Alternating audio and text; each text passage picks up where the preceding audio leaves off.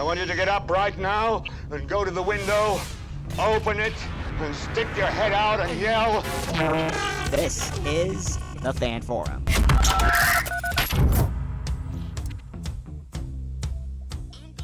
All right, back here in the Fan Forum this week talking New York Yankees baseball.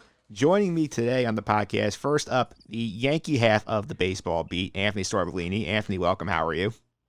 Good, Mike. How are you? Doing pretty good. I got some more Yankee fans on the line with us. First, next up, somebody who usually talked college basketball with, talked St. John's a couple of times, noted Cowboy fan, also Yankee fan, Troy Mauriello. Troy, welcome. How are you? What's going on, Mike? How are you doing? Doing pretty good. And last but not least, when I last talked to this man back during the Last Dance, we had a great conversation with Steven Astis talking about the legendary Nick Bull rivalry of the early 90s. Ian Sachs is here. Ian, how are you? Hey, Mike. Thanks so much for having me on the podcast once again. And like that we're switching gears and talking some baseball now. Yeah, I mean, I've been started doing so much basketball. I'm ready to talk some baseball. And again, like I did on the last couple of podcasts, I'm just knocking on that wood right now that we get to opening day without any major issues. Yeah, absolutely. You have to look forward and, not only hope that we get to opening day with no issues, but through the 60-game regular season and in addition to the postseason, and hope that nothing derails that train. Yeah, speaking of that 60-game season, Ian just brought up, I'm going to throw around a little bit. I haven't got a couple of takes on this. Troy, I want to get your take. What do you feel about the 60-game season? Do you like it? You against it? Do you think it's too short? What do you think? Well, I mean, I'll start by saying, just like everyone else, I was completely turned off by the negotiations between the owners and the players. Both sides, I didn't pick a side. I was just kind of upset at both sides with that. But that being said, I think all is forgiven now. I'd rather take a 60-game season than no season. So at least we're getting something. Like you said, I'm knocking on wood every day, hoping that we actually get this season. But I'll take a 60-game season. I would prefer, 80 or 100-game season. But we'll take 60 and we'll deal with it. And hopefully we can get it as close to the real thing as possible in the world that we're living in today. And any further thoughts on the last time we talked about the 60 games? No, I mean, just piggybacking off what Ian and Troy said. I mean, we're all kind of in the same boat, just happy to have some type of baseball back. Again, still, everything that we've echoed off from the baseball beat and everything, we just want to, just disappointed with how everything was handled. But, taking it day by day, and hopefully we see baseball at the end of July. Yep, we are recording on July 1st, and it's important to put that out there because at this point in the conversation, the Yankees are just reporting to their camp. They all did the COVID testing today. As of this moment, they are all opting in. We have not heard yet if anybody's tested positive. We probably won't because there's HIPAA consideration to consider. That's the player individually decide. But let's, again, knock on that wood, assume that we get to opening day, and they're in pretty good shape health-wise. So do you think the 60-game year, Ian, do you think it helps or hurts the Yankees? I think that it won't really factor in too much to the Yankees' success. Definitely high expectations for this team coming into 2020 when we thought it would be the full 162-game season. But I think that the Yankees are poised to success no matter if it's a 60-game season or if it was the full 162.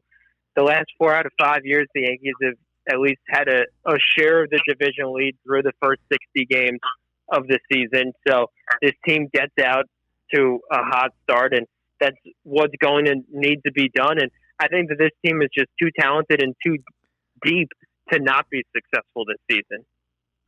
Yeah, I want to touch on that as well, that depth that you mentioned. I mean, I think if anything, it helps them, just because they have that depth, especially in their bullpen. You look at this season, obviously, with only, 3 weeks of spring training or summer camp, whatever you want to call it.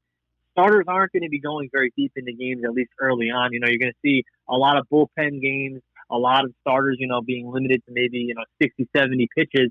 Bullpens are really going to come in, and as we all know, the Yankees still have one of the better bullpens in baseball. So, if anything, I think that helps them. But like Ian said, I mean, this is a team that just on talent alone and depth alone should be in the playoffs, regardless of if you're playing 160 games or 60 games or 200 games, however many games you play. the Yankees should be a playoff team this year. So I don't think it really matters, but if anything, it helps them for sure. Yeah, I'm looking at it just from kind of the beginning of the season. I think they benefited with the season starting, July, because now we're going to have everybody healthy.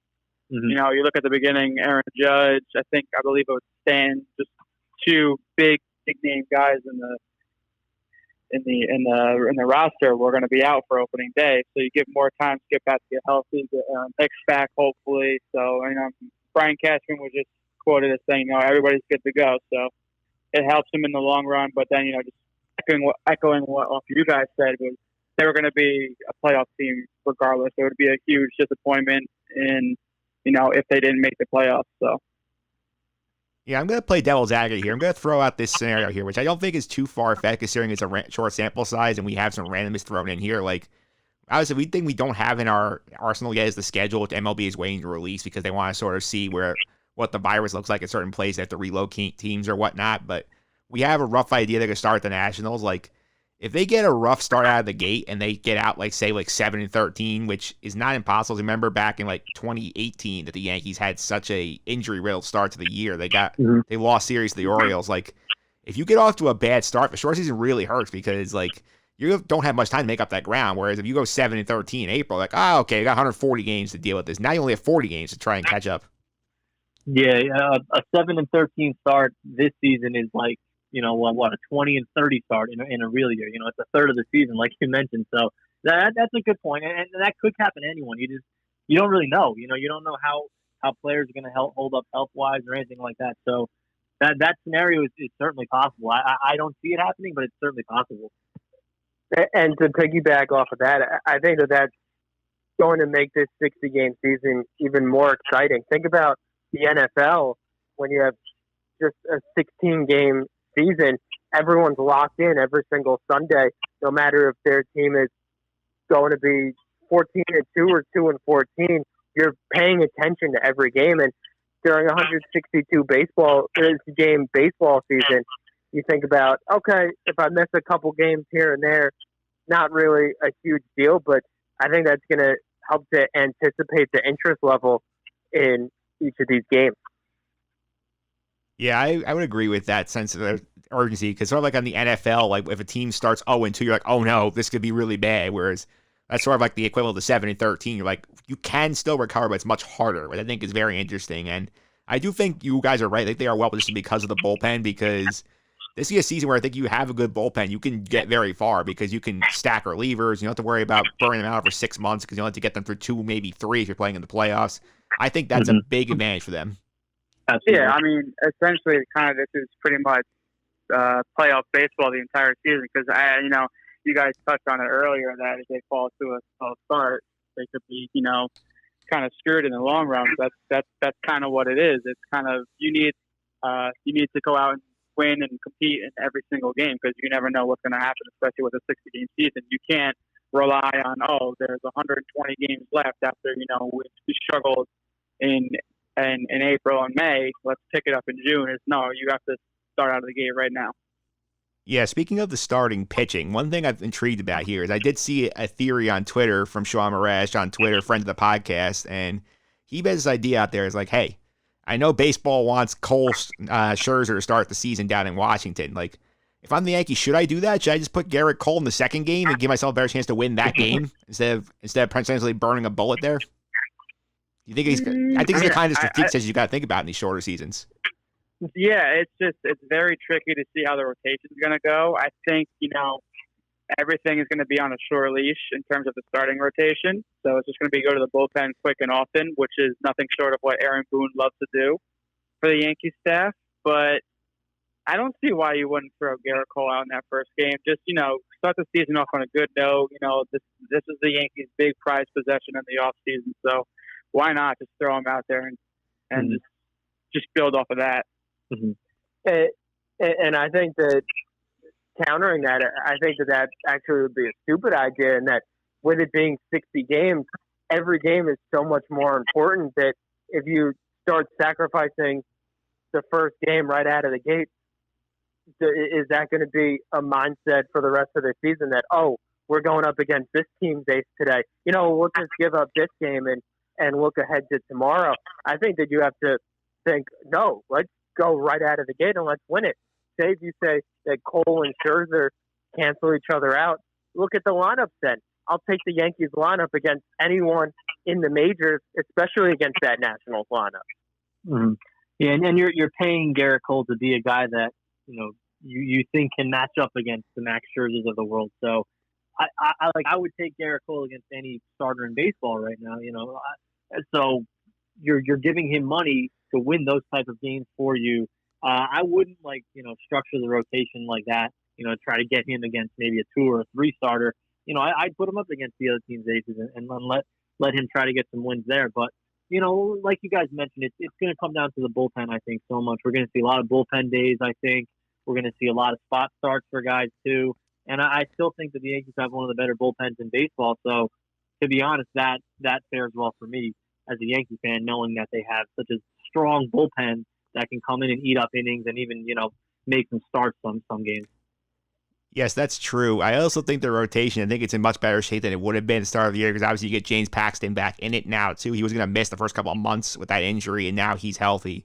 You put him behind Cole, you have Tanaka there, and Montgomery and Paxton. That should be enough to get you through a 60-game season with that bullpen. And do you think that's the ideal rotation is those 5? You think somebody else, maybe one of the kids that gets in the mix here? I think it's those 5. I mean, like you mentioned too, even with Montgomery, he gets another 3 months of rehab really from that Tommy John surgery. So I think it's going to be those 5. I mean, I'm not incredibly confident in Jay Happ, but I'm pretty confident it'll be those 5 with Paxton as a 2, Tanaka as a 3, Happ as the 5 starter, and then Loizaga and Sessa will probably make a couple of spot starts every few games, I guess. I think they'll more go kind of a 4-man rotation than just kind of maybe even do a starter for the 5th, even kind of like a starter guy bullpen session for the 5th day, or just keep off a 4-game rotation. Just get those guys those innings, get those guys those games and everything, because it's a pretty stacked 1-2 punch with Cole and then Paxton and everything. So it should be interesting how Boone handles it. Just to touch a little more on Montgomery, I think that, unless there's a big rust factor for him, which is certainly possible, missing the majority of the last 2 seasons, but, you saw so much promise from him in that 2017 season that I think that he maybe will start out as one of those rotation guys just in the 5th start, kind of rotating in that spot, but I think that he could certainly establish himself as a clear one of those spot starters. Yeah, I think the idea I was thinking about while you were talking about all the depth they have, I think is interesting. Is like maybe you do like sort of 3, your big 3. You have like Paxton, Cole, and Tanaka basically pitch like as regular stars. Maybe you piggyback like Happ and Montgomery with guys like Loizaga and Sessa, and you can sort of like stack them to sort of worry and just sort of stack your bullpen those days. I mean, it makes the most sense out of everything. You've got a shortened season, so this is, one of the very rare times to where baseball is not a marathon, to where baseball is actually a sprint. So I think the more, they can kind of rely on the big 3 that we've been touching on, and especially, too, because Tanaka's, at least in my eyes, always been a ticking time bomb with his elbow. So this will just kind of, hopefully get him through the entire season and into a deep playoff run, too. Yeah, let's shift gears from it. Let's go to the lineup, because I do think about the return of all the injured guys. Remember back in, again, poor Clint Frazier gets screwed because he was going to have a clear path to playing time in the spring. Now it's gone again because he's going to be behind everybody being healthy. And the lineup, I think, is interesting. I think you have a couple ways to go with some of these spots. So, Ian, give me your ideal, like, everyday lineup. I think clearly you have to start off with LeMahieu in the leadoff spot.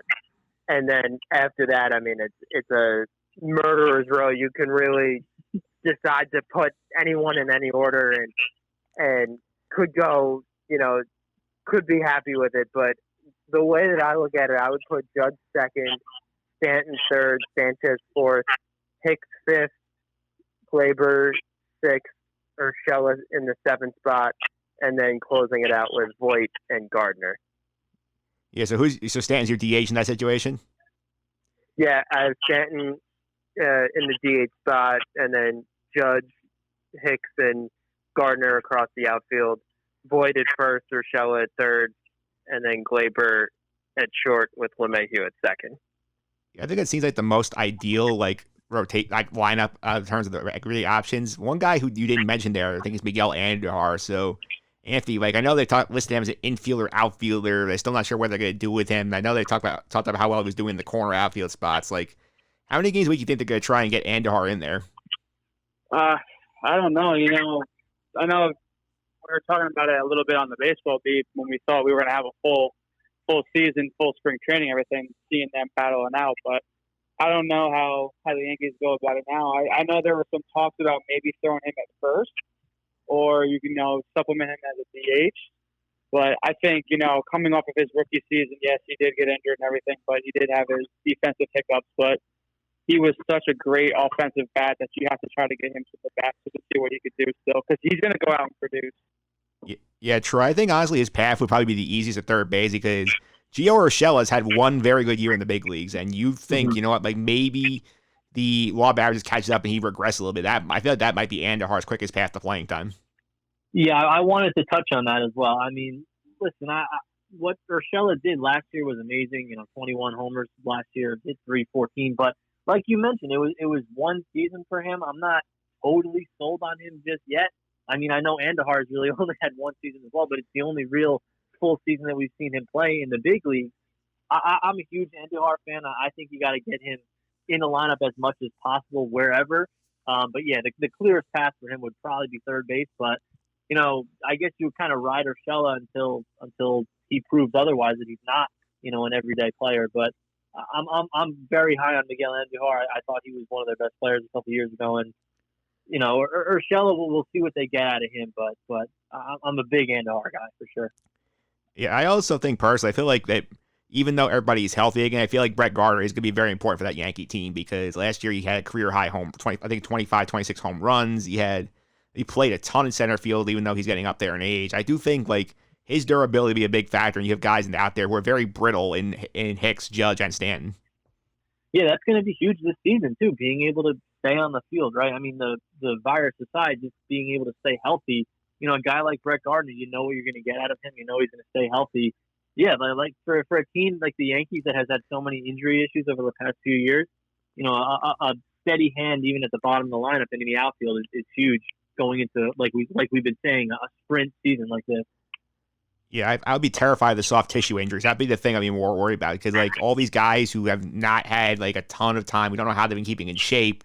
Who's been hitting the cage, who's been running, who's been doing what. So like it's going to be tough because if everybody knows the oblique injury, like in a normal season, that costs you 2 months. If you get an oblique in like game 5, you could be out for the rest of the regular season. Yeah, total crapshoot. Let's shift gears a little bit. Let's go to some X factors. Anthony, give me your X factor right now for the Yankees this year. I'm going to go DJ LeMahieu just because he had such a spectacular season. Let's see if he could keep it up or if he's going to regress. How much is he going to regress? I think he kind of would control outside of Judge, Glaber, and the big and Gary Sanchez, a couple of the big name guys. LeMahieu kind of carried the torch for that team last year once those key guys went down. So if he can keep stay healthy like he has, and keep the building momentum like he did last season, I think he's going to be again kind of that X factor is going to propel them to the next level. Well, I would say that my biggest overall X factor would be health and keeping guys on the field, both one because of the virus and two with the way that the Yankees set an MLB record last year with 30 different players spending time on the injured list. But if I had to pick one, I think I'd have to go Urshela. We touched on him a couple minutes ago, given the fact that he was such a big breakout star last year, unexpected his production, but he, along with the guys like Mike Tauchman, carrying that team when so many different players and the big stars went down, that I think that if he can have a repeat performance similar to the way that we're talking about LeMahieu. If those guys can perform at the same level now with the addition of Judge staying healthy and Stanton staying healthy and Hicks staying healthy and, of course, Sanchez right in the mix, having those secondary options to keep producing, that's going to be the biggest factor for the Yankees. Yeah, well, you brought up the soft tissue injuries and, the importance of staying on the field and being durable in this short season. So that immediately makes Giancarlo Stanton come to mind for me.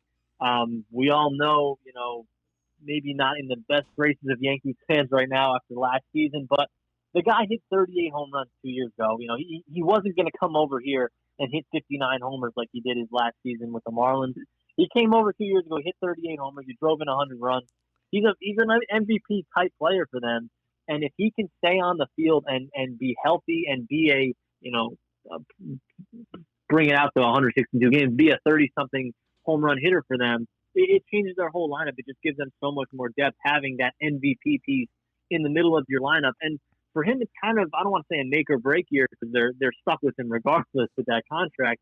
But for in the eyes of the fans, if Giancarlo Stanton, in the middle of August, pulls up lame with another hamstring injury and he misses 15 games and he misses 25% of the season now in going on the 15-day injured list, he's going to get killed by fans. And it might be tough for fans to ever look past that or for him to ever get back in the good graces of fans. So for him, it's a huge year. And if he's able to be on the field, I think he makes his lineup so much better, obviously. Yeah, I think if I was to pick one, I'm the one non-Yankee fan in this group, so this is really from an outsider perspective. For me, I think it's Gary Sanchez, just because, what he can do offensively is incredible. His ability to throw out runners is very underrated. I know he has his issues blocking balls behind the plate, but, I think if you lose a guy like a Judge, at least you have, you can put Stanton in the outfield. If you lose Gary Sanchez, you're putting Kyle Higashioka in the lineup every day. I don't know how well that's going to work for that team, especially when you have a bunch of pitchers who are basically new to this rotation, whether it's Cole or Montgomery missing a year, stuff like that. Mm-hmm. That's a good one too. I mean, like you mentioned, the drop down from Sanchez is definitely the biggest out of all the guys that we mentioned. Ian, any feeling on Gary Sanchez this year? I think that you brought up an excellent point there, Mike. That one that I hadn't really thought about. I think of Sanchez just in the mix as one of the other guys who's you're expecting production from, and he's so far he's delivered. But you're absolutely right. We keep talking about health and durability for this team, but if Sanchez goes down, the Yankees are in desperate need then of some support in the catching field, both defensively and offensively, and it really shrinks the meat of that lineup. Yeah, it does hurt a lot, and I do think that there's going to be a lot of pressure on this team. I do think there's a lot of pressure on Aaron Boone and Anthony. He's gotten some heat the last couple of years for some decision-making in the playoffs with his bullpen. Now he's got a short season to deal with. How much more pressure is on Boone this year, knowing that his margin of error is much smaller to make the playoffs, and he's got probably the best roster in baseball beside the Dodgers? Oh, Boone, he was going to be under huge scrutiny this season, regardless whether if it was a full season or the eventual 60-game season that we're ending up with. The Yankees are just they've been right there, ever since he was brought on as manager. So they just haven't been able to get over that cusp. But Mike, you touched on it. They have one of the best rosters, if not the best, in all of Major League Baseball. So it's going to be quite the the upsetting ride for the season, especially if they're not going to make a deep playoff run and especially make the World Series. But I think this is kind of this is Boone's kind of hoorah season in a way. I think this is it's going to be what you see is what you get. He's been under so much scrutiny, so this is kind of his big time make or break season moving forward. I look at it the complete opposite way. I think that there's no pressure on Boone whatsoever. You look at his first two seasons, winning 100 games both years, getting to the postseason both years. Both of you have mentioned it, that the Yankees have been right on the cusp of, one, getting to the World Series, and two, if they did get there, potentially winning the World Series.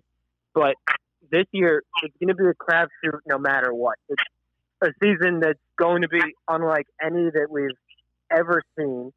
And I think that you have to assess Boone on the 2 full years that he has managed and what he's done with that lineup, managing through all those injuries last year. The Yankees having players miss over 3,000 games due to injury, and Boone turns that into 103 wins in the regular season. This year, there's pressure on him to get at least back to the playoffs. But I think even if the Yankees just get to the playoffs, I think Boone's job is safe no matter what. Yeah, I would agree with that. I guess I'll come down kind of in the middle on this. I mean, Aaron Boone, we know he's gotten to the playoffs his first 2 seasons, sure, and we don't know what's going to happen. Like we've been saying, this year is a total crapshoot. The Yankees could go out and have 10 guys get injured in the first 2 weeks again. Guys could get the virus for all we know. Hopefully not, but that could happen, and that could totally throw this season through a loop. But at the end of the day, this is probably going to be a playoff team, and the playoffs are going to be the same. We're going to be doing a normal playoff. There is no shortened postseason. It's the same postseason. If they go out and they lose to the Astros again in the ALCS, or if they even go out to make the World Series and they lose to the Dodgers again, that pressure is going to really start to build on Aaron Boone, I think. 3 straight seasons now, not, winning a World Series in his first 3 years as the Yankees manager. The last 2 have won a World Series. Torrey won in his first year. Girardi won one in his second year. That would be 3 straight years for Boone now without a World Series for a franchise where, let's face it, it's World Series or bust pretty much every single season, especially when you have the roster that they have. So if they get to that point again, which I think we all will think that they will in the playoffs, I mean, if they don't win it, I think that pressure is just going to keep building on them. Yeah, I think there's a lot we don't know about the Boone situation yet, because I think a lot depends on how this season plays out for them. Like, I think there's no way he's not here next year unless he doesn't want to be here and decides to resign. That's the only way I don't think he's here. But what pressure he's under depends on how this goes. Like, if they, losing the playoffs, like on him making bonehead mistakes in the playoffs, that's an issue. Mm-hmm. I think it's worse for him if they're healthy and don't make the playoffs and they don't play well. Like, if they are relatively healthy and they miss the playoffs, like Toronto gets hot and wins the American League East over 60 games, I think that's a bigger issue for Boone than them getting there and losing the playoffs. Yeah, that's a good point. I mean, anything can happen this season too, so that could happen, and then. But I wonder how much stock we're going to put in that as fans. If Toronto beats out the Yankees by 2 or 3 games, let's say the Yankees win 33 games or something, Toronto wins 34, and maybe even Tampa Bay wins a couple. I really wonder how much stock we're going to put into this season when it's all said and done. What if the Dodgers don't win the NL West, for an example? So I guess we kind of just have to wait and see, really. Yeah, I think the one thing I'm going to put this on the air right now, and I'm going to put this out there. I think the one thing we can guarantee, if there's health relatively throughout that division, the Baltimore Orioles are not going to the playoffs. If they do, it's gonna be one of these from me on here. Because that team is absolute garbage. And they have to play the National League East too, which means you get 4 very good teams in the Marlins. So I don't see how the path is there for Baltimore. Yeah, if the Orioles win that division, I think a lot of people will be questioning the validity of this season for sure. Yeah, seriously, the Orioles over-under number, I was looking at that recently. It was I think it's it's 20.5, and I still might take the under. Just because there's no talent on that team. They're still 4 years away from having a relevant squad. Yeah, if they get to 20, I would take the under there, Mike. It's a disaster if the Orioles win that. And there's definitely an asterisk on the year if the Orioles make the playoffs. But let's go. Let's say the Yankees. Let's say this all goes to plan. Everybody's healthy. They win the title. How many people do you think are going to be coming here after you're going, oh, asterisk, only 60 games? Well, I'll start with this one, Mike. You know me. I'm a Cowboys fan. I'm a St. John's basketball fan. I'm also a Knicks fan. Those 3 franchises combined, I've seen 0 titles, and I haven't seen my teams even play in a championship ever. So I'll take whatever championship I can get. The Yankees are the only team that I've ever seen win, and if they win this year, I won't look at it as an asterisk. Whatever. It's a title for me because I'll take whatever titles I can get. I think the main thing is it doesn't matter who wins the World Series this year. Someone's going to try to put an asterisk on it, but it's still. I don't count it as an asterisk. You still went out, you win, you won a World Series, you still had to go out and compete in the playoffs. Yes, it's a drastically shortened season and everything, but at the end of the day, you still have to go out there. You're still competing against the best baseball players in the world. So for anybody to kind of diminish that championship would be, it's kind of a lost cause for that. I think that there absolutely should not be an asterisk on the championship, be it the Yankees or any of the other 29 major league teams. They did what was in front of them, and all the teams were facing the same challenges, the same 60-game season, the same sprint to the playoffs, and they just happened, whichever team wins it, let's say it's the Yankees, did it better than anyone else for this 2020 season. And you would think back to 1981 when they had this strike-shortened season, and there were winners of the first half and the second half, and the team with the best record overall didn't even go to the playoffs. And yet there's no asterisk for the 1981 championship, the same way that there's no asterisk for the Nationals last year. So I think that, when we look back at this 2020 season, it'll be a fun footnote, but certainly no asterisk. Yeah, I would agree with that. I mean, if 1981 does not have an asterisk, and that was something where they basically changed the rules in the middle of the season because of the strike. This one, everybody knows what they're signing up for. They know what the rules are. The schedule, it's not going to be perfect. That division's going to be easier than the others. Like, I would not be shocked if wild cards come out of the Central for both leagues because they're completely terrible divisions, the Central, with the three teams in the American League Central and the bottom of the NL Central are bad. But I think everybody knows what they signed up for. Everybody's taking the same risk. I think assuming we get to the end of this thing and we crown a champion, they are legitimate. Yeah, absolutely. I agree 100% there. All right, let's go rapid fire quick on this last thing here. Give me a gut right now on July 1st. Yankees this year do what, Anthony? Make the World Series, but do not win. Troy? I'll agree with that. I'll say they win, 36, 37 games, make the World Series, and lose to the Dodgers. Ian? Oh, my gosh. I'm going to sound like a broken record here. Yeah, the Yankees win the pennant and lose in the World Series, and I was going to say to the Dodgers also. Yeah, I have not done my predictions yet on record, but part of me just thinks they're not going to get all the way there. I think they make the postseason, but I think they're going to fall short. That's just my hunch. Who do you think they lose to? Houston again? I could think, honestly, this year, like Houston, I'm not as worried about. I think a team like Tampa could be a big problem for them. Yeah, I could see that too as well. Yeah, because Tampa has that pitching. You have Blake Snell in a short series with Glass now. That could be deadly. Mm-hmm. Yeah, and it all comes down to pitching. Yeah, so we'll leave that there. Hopefully we're talking in a couple of months and the Yankees are in the playoffs and we're having a conversation about what they need to do to beat Tampa. And I want to thank you guys for taking the time to come on. I really appreciate it. Let's go around the horn again. Give out everybody's social media handle, some stuff you're up to. I'll go to Anthony first. Yeah, you can check me out on Instagram at Sorbellini Photos, Sorbellini Photos. All right, cool. Troy, how about you? Yeah, I'm at Troy Mauriello on Twitter. The last name is Mauriello. You can check out my St. John's basketball podcast as well. Do that, every few weeks we do one of those. Yeah, the Seeing Red podcast should be fun with UConn coming back at the Big East this year whenever they actually play college basketball.